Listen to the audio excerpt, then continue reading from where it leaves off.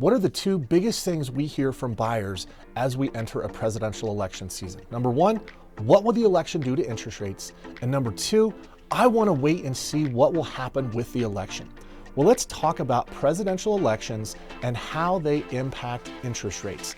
Today is August 7th, and we are exactly 90 days away from the next presidential election, and you have a lot of buyers feeling exactly like this guy on the screen. They want to know what the election is going to do to interest rates, and they're thinking they might want to wait and see what will happen with the election. Let's dive in and really find out the answers to these questions. First off, this is a statistical analysis. What this is not an endorsement, this is not a recommendation, this is not guaranteed, and the actual outcomes of what happens with interest rates may be vastly different than the analysis that we're going to go through here today. You guys all know I don't like to make predictions on interest rates, but this is an important question, and we're going to go back through the last 13 presidential elections and do an analysis and see how that might give us some clarity moving forward. Now, what have we done here? We worked with our good friends over at Freddie Mac and took the interest rates and fluctuations on a weekly basis for the last 13 presidential elections and used that to come up with some ideas about what might happen in the future. But it is important to understand historical performance does not have any indication on what may or may not happen in the future. So this is simply a statistical analysis, not trying to tell you what you should do in one direction or the other, just want to give you the information to help you and your buyers. So let's start by looking at what happens immediately following the election. This is one of my favorite times. Every 4 years, we get dozens of calls. Hey Joe, my person won the election. Did interest rates go down? Or, hey Joe, my person lost the election. Did interest rates go up? Well, interestingly enough, the 7 days after the election, not a lot happens. You see that interest rates increase an average of 0.02% in the 7 days following the presidential election. But averages don't tell us everything. This is really interesting. Over the last 13 election cycles, 6 times rates have increased, 6 times rates have decreased, 1 time they stayed exactly the same. But this is only a 7-day analysis, and there's a lot more that goes into interest rates than just 7 days. So let's take a longer look and see what happens over 90 days following the election. Well, over 90 days, over the last 13 presidential election cycles, interest rates have decreased on average by 0.11%. But just like we said on the last slide, averages don't tell us everything we need to know. 46% of the time, interest rates went up. 54% of the time, interest rates went down. But how much did they change? In the 90 days following the election, 6 times, interest rates went up an average of 0.34%. 7 times, interest rates went down by an average of 0.48%.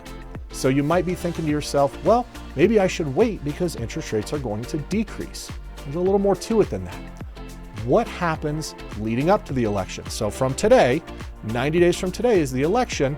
On average, interest rates only change by negative 0.02%. Very, very minimal change on average. But the average doesn't tell us everything. 31% of the time, interest rates go up, but they increase by 0.55%.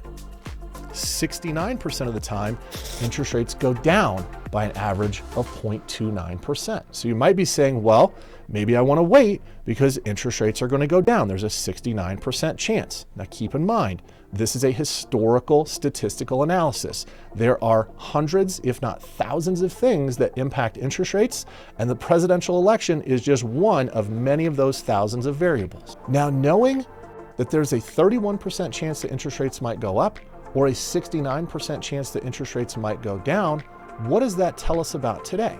Well, today we're at an average interest rate of 6.73. And this green line here represents what would happen if interest rates were to go down like they have 69% of the time. If they were to go down by that 0.29%, we would see interest rates on election day of roughly 6.44%. However, 31% of the time, interest rates go up by an average of 0.55%. If that were to happen, we may see interest rates of 7.28% by election day. So you might be thinking, well, this seems pretty obvious. There's a 69% chance that interest rates are going to decrease. They're going to decrease by as much as 0.29%. I should probably wait.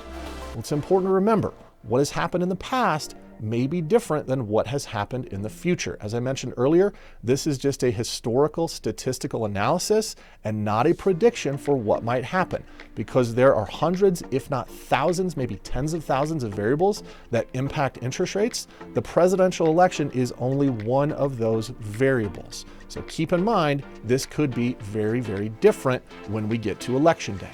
But let's take a look at the entire 180-day election cycle. What happens the 90 days before and what happens the 90 days after. So you've got the election day right there in the middle.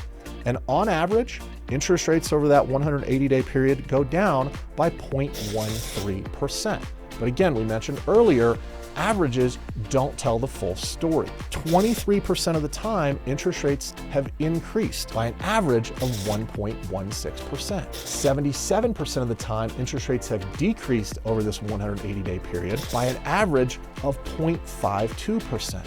So you might be thinking to yourself, well, we know that interest rates are at 6.73 right now. If we have that same result as we have 77% of the time, and interest rates go down by an average of 0.52%, we may see interest rates at 6.21 180 days from today.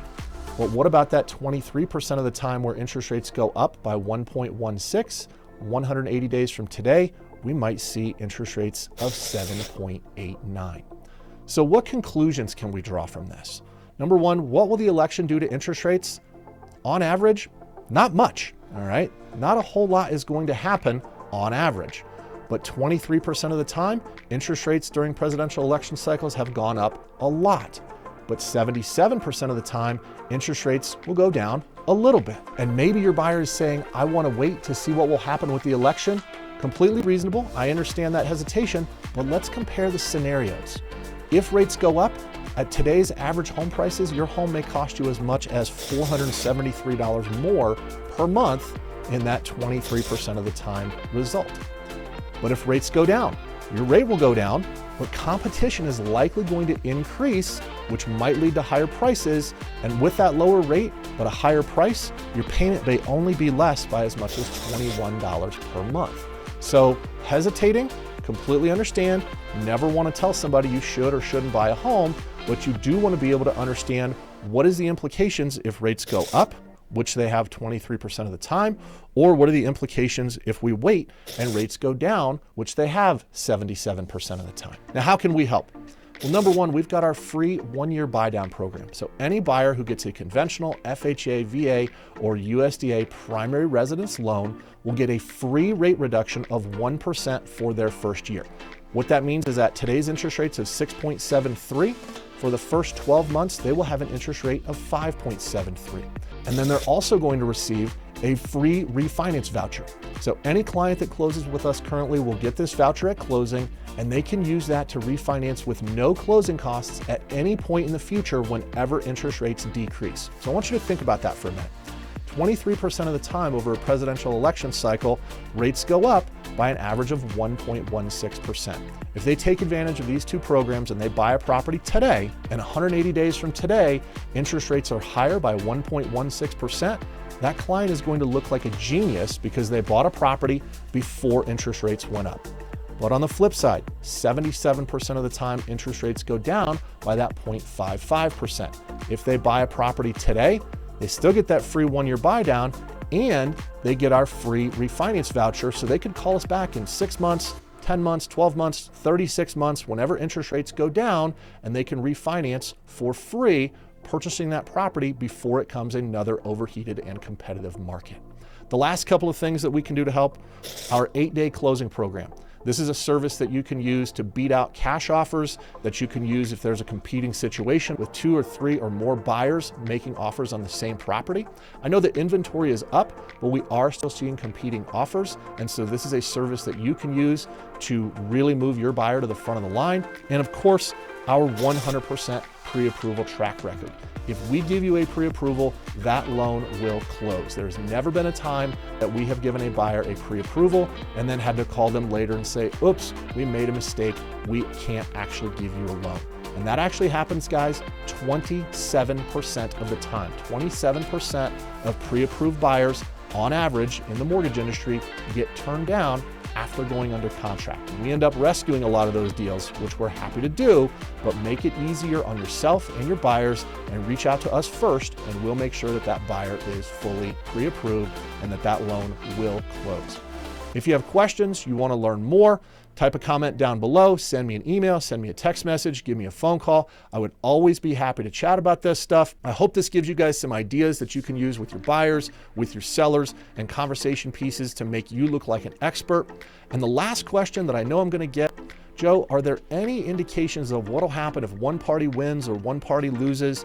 And the answer to that, yes, we did find some correlation depending on which party wins or loses, but that is outside of what we are going to post here because I absolutely do not post anything political on social media.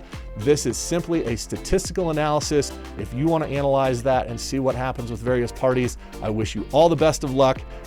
My job here is to show you what happens on average and what are the pros and cons of starting now versus waiting. I hope this is helpful for you guys. Definitely reach out if I can do anything else to help, and we'll talk to you soon.